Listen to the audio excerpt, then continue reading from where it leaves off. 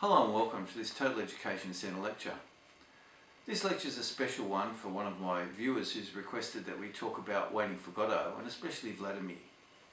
I've decided to make this lecture in three parts really, because I need to give you some context about waiting for Godot, because it's quite a complex play. First third of this lecture I'll talk about Beckett, waiting for Godot, and what it is, and I'll read you some information about those things to help clarify what waiting for Godot is about. The second part of the lecture is going to be about Estragon and Vladimir, because I don't think I can separate those two characters. Particularly you need to understand how they interact with each other before I discuss Vladimir. The final part of the lecture I'll talk specifically about Vladimir, so if you just want that you could probably work your way through, but I think you'd be better watching the whole lecture to get the context and everything about it. Now, Samuel Beckett, very famous playwright, probably initially a wonderful avant-garde playwright who worked his way into the English literature consciousness with a constant series of really avant-garde, wonderful new sort of plays that really inspired critics and audiences alike, I suppose. Beckett died in 1989 after being born in 1906, so as a child of the 20th century and a person who wrote obviously only during that time, talks about issues that were of particular importance in context to those, and obviously, working in the 60s after the war and things like that, he was especially fond of talking about the futility of human existence in many ways. But I do think there's some alternative theories to that, and I'll talk about those as well. He was Irish, obviously, and won a Nobel Prize for Literature, and basically you can do your own biographical research if you need to. But what I've done here is I've got some ideas about Waiting for Godot, and Waiting for Godot is probably his best known play, and it's established him as a principal figure in international literature and really exacerbated his famousness. His work was radically experimental throughout his entire career, and he never really settled into a particular form or a particular style, and was constantly evolving and changing, and that's why you're studying him now. His work, however, I think has the theme of always questioning identity and authenticity of the human existence, and I think if you wanted to take a phrase like a catchphrase out, that would be it. He's always questioning identity and authenticity of being, and I think that's what you need to look for. Obviously, Waiting for Godot's theatre of the absurd. It's a term created particularly by the famous critic Martin Esslin in 1961 to categorise much of the puzzling avant-garde or new theatre which was structured around a sense of the senselessness of life. It is very much a Western pattern of thought, so it's a very Western tradition of theatre, I suppose you'd call it, and a reaction to the loss of meaning in the modern world. And when I say that, not even Beckett knew what Godot was, and there's many interpretations of Godot, and many critics have said that Godot in the play, what we're waiting for, is God, and I'm not sure that that's correct, and Beckett never admitted that, and certainly never said in any interviews that that's what it was. He was unsure what Godot was, and that's part of the senselessness and theory of the play. I'd like to talk a little bit also about the critical reception of Waiting for Godot, and give you some kind of idea of what people saw and how that's changed over time. I must admit here that I actually fell asleep in a production of Waiting for Godot once when I was at university, and as you can see, it's been a long time since I've studied it. If you look at the version of the play that I have on my bookshelf, I'm not sure it offers as much as it once did. And I'd be prepared to argue or debate that, but I think the play is now a little bit dated. Other critics, and of course lots of people, don't see it that way. That's just one of my interpretations. So how has it been seen? Waiting for Godot has been seen as an allegory or parable dramatising the absurdity of the Western world. It's also been seen in the context of Vladimir and Estragon are refugees from World War II. And I think probably that's where the tramp idea came from. There's a lot of psychological analyses based around the subconscious needs of humanity, and you can look those up and read them, but a lot of them are very complex, and I think they take some of the interpretation a little bit too far. There's also the religious imagery or allegory of Godot as God, and many critics take that Christian approach to it. And there's lots of spiritual meanings in the play. There's a lot of nihilist readings of the play which highlight the denial of all real existence or the possibility of an objective basis for truth. And you can look up nihilism. I'm not sure Beckett intended for that interpretation necessarily when he wrote the play, but you could look at that and look at those interpretations in the context of both Vladimir and Estragon, which is really what this lecture is about. I think, however, one way to look at it is the audience's point of view is always right when you look at this play. And as long as you can, again, as with all English, I suppose, if you can support your interpretations, then you're going to be correct when you look at this play, because there really is no narrative in the play as such, and nothing really what we'd call happens, I suppose. You know, the two characters stand around and wait, and Pozza comes, and there's a few little, I suppose, incidents in the play. But really, it's about how you see it and how you interpret it and how you feel when you see it. And really, reading this play certainly isn't as good as looking and being in the audience for this play, because it's a very interesting experience.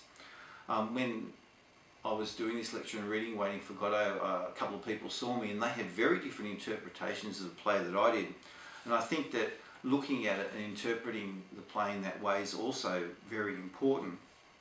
And I'm sure that if you're studying it, there'll be some sort of production or some clips that you can look at just to give you an idea of what happens, and look at the setting of the play with the tree. In the first act there's no leaves, in the second act there's leaves, and all those little important tidbits that make the play so refreshing and vital in its day.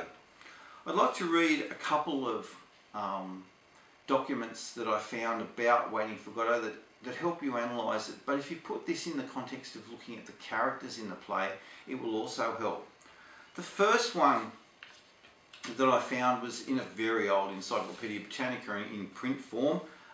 That's, for those of most of you watching this won't be using print form anymore, you'll be having your little Kindles and your iPads and things like that. But in the old days, Encyclopedia Britannica was huge volumes, and looking in the A to B volume, I found something very interesting on Waiting for Godot and Beckett, and you might need to play this twice and interpret it how you will, but I thought it was very interesting, and it explains a lot about the characters and how we're supposed to see them. It says, and I quote, it's page 789 of Encyclopedia Britannica, "The two heroes of Waiting for Godot, for instance, are frequently referred to by critics as tramps, yet they are never described as such by Beckett.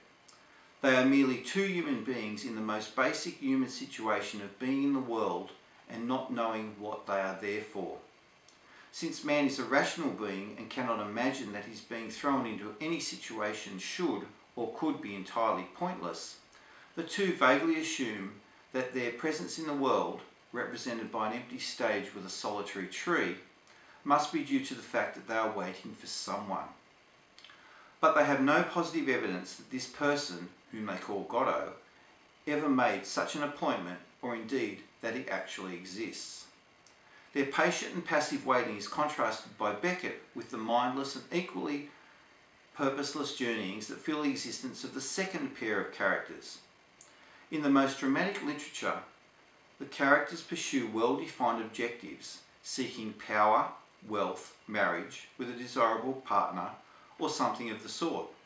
Yet, once they have attained these objectives, are they, or the audience, any nearer answering the basic human questions that Beckett poses? Does the hero, having won his lady, really live with her happily ever after? That is apparently why Beckett has chosen to discard what he regards as the inessential questions and begins where other writing leaves off. And I think that's a very interesting and accurate interpretation of what Beckett's trying to do here. The two characters, and especially this lecture, which is concerned mainly with Vladimir, have a certain purposeless, a senselessness to their lives.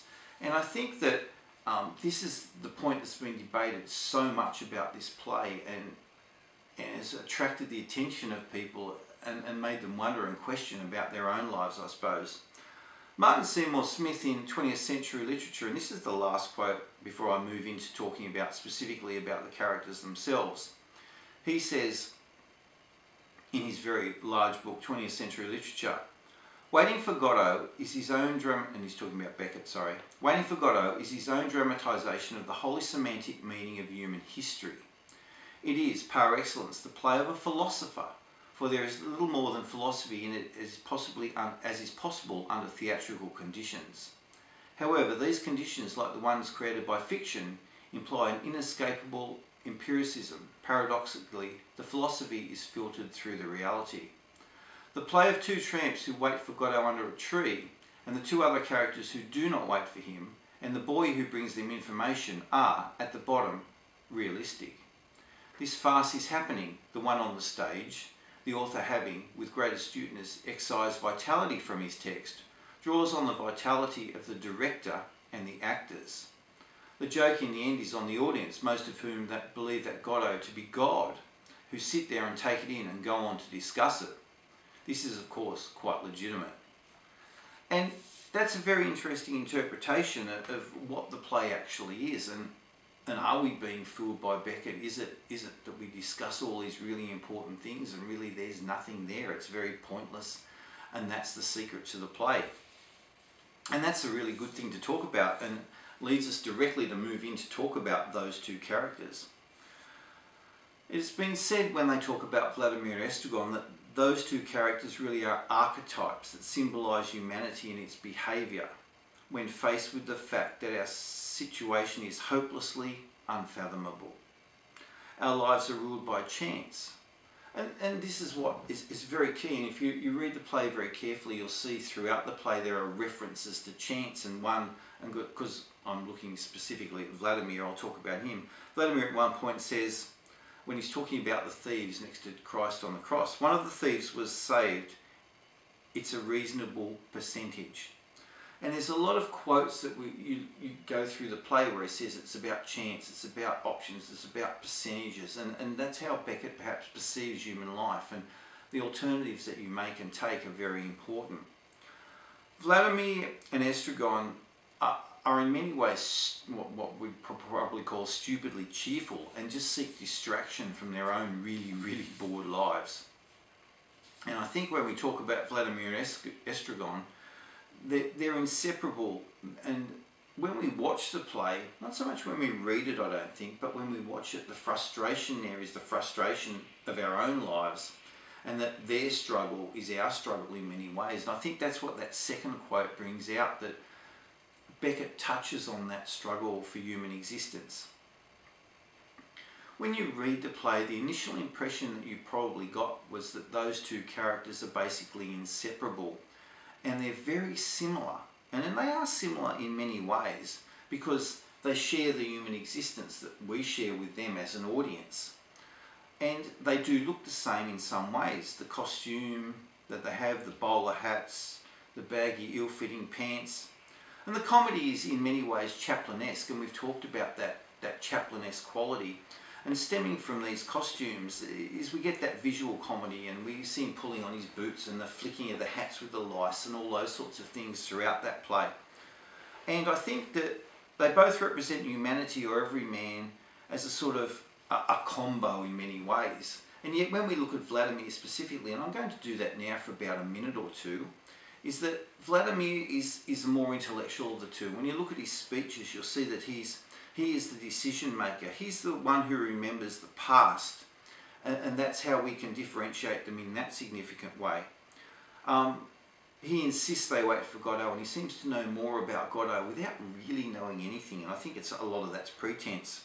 Intellectually, he sees the more religious and philosophical ideas in their existence, and he's the one who relates their lives very specifically to mankind, and that helps us progress throughout the play, if there is any progression at all. He's the organiser, the leader of the two men, and he's probably only the leader because Estragon is so lost and so pathetic as a character that his bewilderment makes Vladimir seem like a leader in many ways. He's also in many ways a more theatrical character. He remembers time, which is very important in the play. As you go on to study it later, you'll see why time is more important, and that's another lecture in itself. And he's certainly more optimistic. And he's the more conscious one, the more aware one of the play, and he's the one who would help if he could help. So I think those points, that if you go back and listen to this again and jot those down, you'll find evidence throughout the text, and I gave you a few there that would support that.